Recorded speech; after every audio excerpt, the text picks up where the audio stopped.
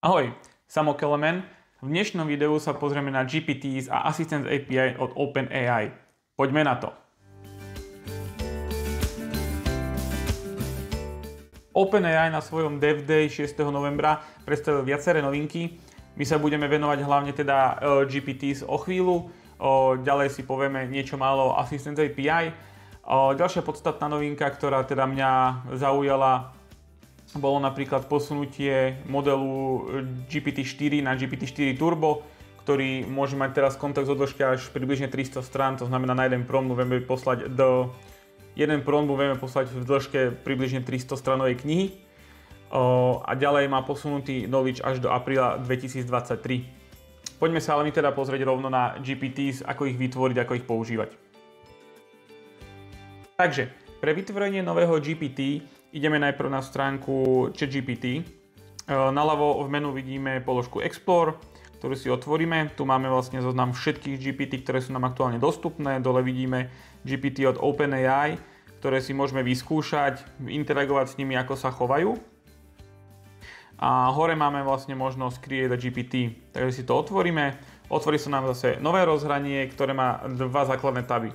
Jeden je Create, kde máme GPT Buildera, čo je chatbot, ktorý sa nám snaží pomôcť vytvoriť nové GPT. Pýta sa nás, čo má robiť, ako má vyzerať, ako má interagovať s používateľom. A druhý tab je Configure, kde máme všetko podstatné, ako má GPT fungovať. To znamená, je tu názov, popis, sú tu inštrukcie, čo je vlastne akoby to hlavné, čo bude naše GPT interpretovať a ako sa bude chovať. Ja by som tie inštrukcie pomenoval, je to vlastne inicializačný prompt, ktorý sme doteraz museli dávať do nového ChatGPT. Keď sme ho otvorili, dali sme nejaký inicializačný prompt, napríklad na nejaký roleplay alebo nejaké chovanie, čo sme chceli, aby sa nejako choval. Teraz to zabalíme všetko do inštrukcií.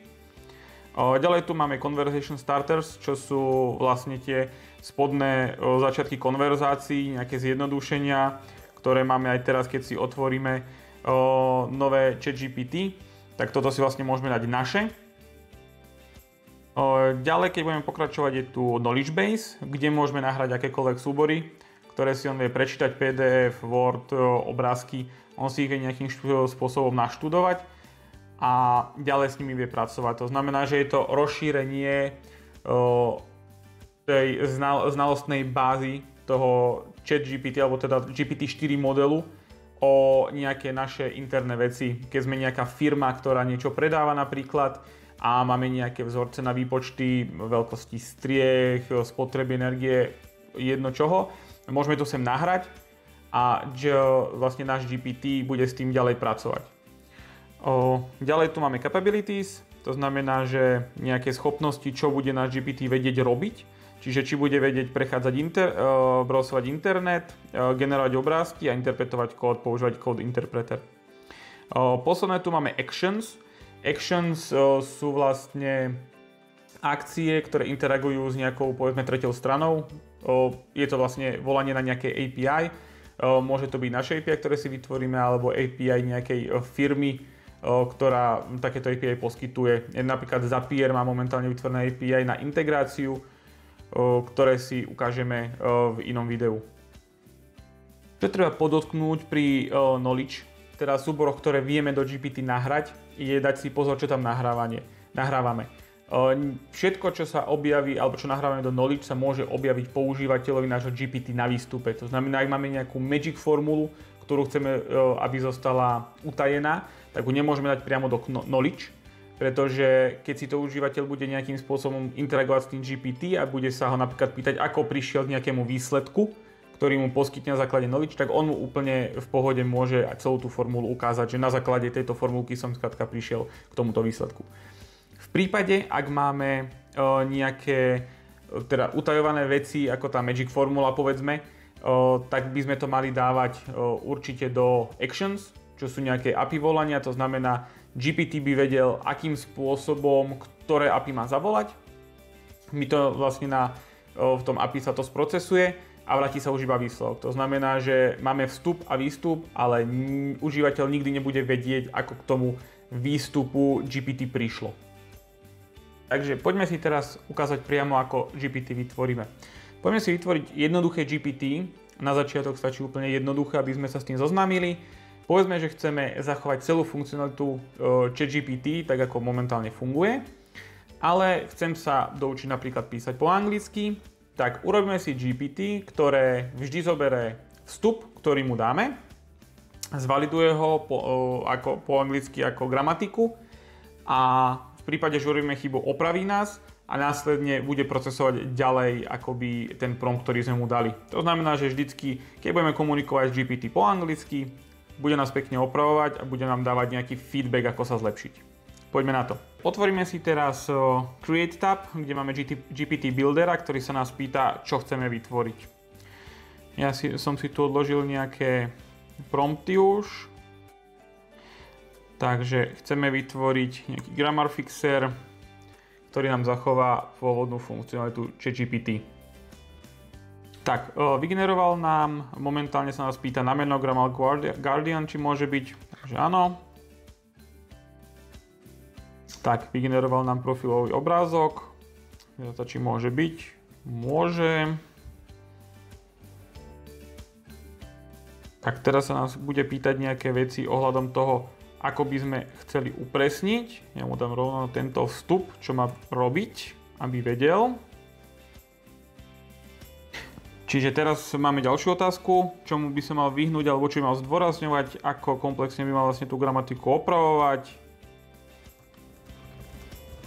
Make it simple, nech to je čo najjednoduchšie pre používateľa.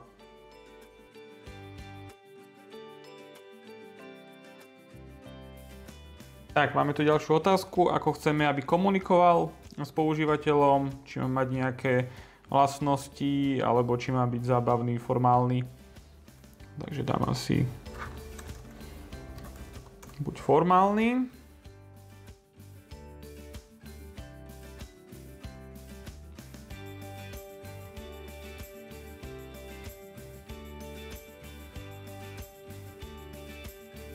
Tak, a sme hotoví. Takže máme vygenerovaný GPT, ktorý vlastne sme vybudovali cez GPT Buildera. Teraz ho už na pravej strane máme, už nám poskytol dokonca nejaké starters. Máme tu vlastne popis, máme tu obrázok, všetko, tu je nejaký preview vlastne urobený. A keď prejdeme do Configure tabu, tak tu máme vlastne všetko. Evidentne, ak pozerám, tak nám nepreniesol name. Tak si ho zoberieme, ten čo nám navrhol. Dáme si sem name, tak už tu máme aj name. Máme tu nejaký popis, máme tu inštrukcie, ktoré sme spoločne s ním vybudovali v tom GPT Builderovi. Tu nám navrhol teda nejaké štartery, ostatné knowledge-based actions nevyplňa, to si už dodávate sami. Necháme mu všetky capabilities tým pádom a urobíme only me save. Takže teraz si ho uložíme a sme tu. Takže máme GPT hotové. Poďme si teraz vyskúšať naše vytvorené GPT. Čiže začneme jednoducho. How is you? Či nás opraví. Áno, takže nám opraví najprv gramatiku, ďalej procesuje náš input a odpovedá nám na otázku. Tak poďme niečo zložitejšie. Generate a short text about two dog and many children's. Takže uvidíme children's. Takže uvidíme, či nás opraví. Your grammar should be corrected to about two dogs and many children. Čiže áno, naozaj najprv zoberie náš vstup, zvaliduje ho, ak je tam chyba, opraví ho a následne nám vlastne spracuje to, čo sme chceli. Takže takto sa vytvorí úplne jednoduché GPT. Môžete si to vyskúšať, je hlavne na začiatok prvé GPT si vytvorte úplne jednoduché, niečo podobne jednoduché, ako sme robili tu. Čiže naozaj do 5 minút by ste to mali mať hotové, následne si môžete robiť s knowledgeom, s akciami a tak ďalej, ale prvé si urobte rýchle, jednoduché, nech sa to naučíte robiť. Keď už máme naše GPT hotové a chceli by sme nám niečo zmeniť, tak vľavo máme menu, kde si môžeme prejsť do Edit GPT. Otvorí sa nám opäť známe rozhranie, máme tu GPT Buildera. S tým GPT Builderom môžeme stále komunikovať a čokoľvek my sa s ním dohodneme, povieme mu, tak on vlastne nám upravuje veci v Configuration tabe. Poďme si ale ešte povedať niečo o akciách. Teda ako som hovoril, akcie sú volania na externé služby, nejaké APIs. Čiže keď si dáme pridať novú, tu vidíme, že je to definované Open API schéme. Máme tu príklady, či je tu nejaký blank, takže vidíme, ako má vyzerať definícia toho Open API. Máme tu napríklad weather.json, čiže tu už máme nejaký server, máme tu nejaký endpoint. Tu máme vlastne všetky akcie, endpointy vymenované z toho Open API. V tej definície máme tu nejaké authentications, možnosť robiť API kľúče, OAuth a tak ďalej, to, čo je vlastne nám potreba k tým endpointom.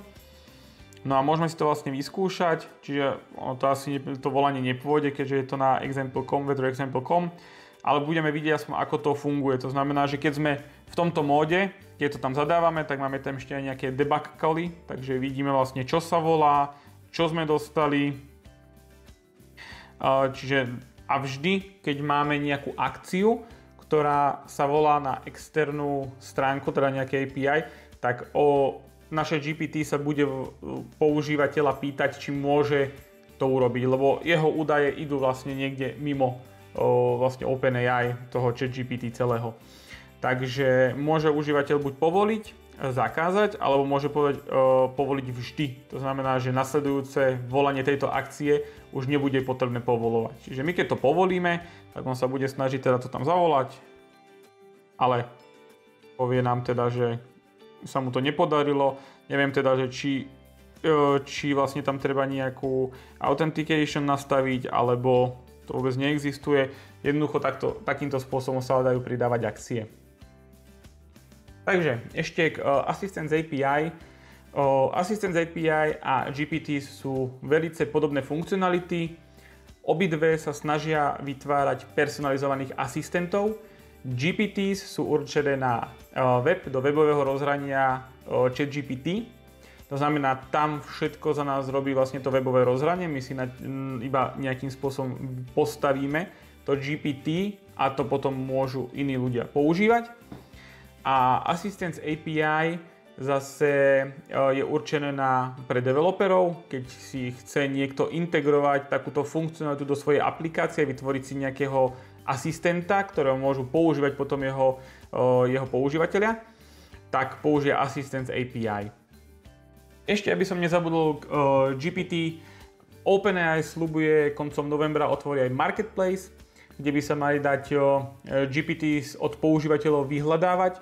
Ak bude vaše GPT dostatočne používané alebo veľmi používané, tak by tam mal byť aj nejaká možnosť zárobku, asi nejaký share z ceny predplatného, uvidíme, aký model predstavia.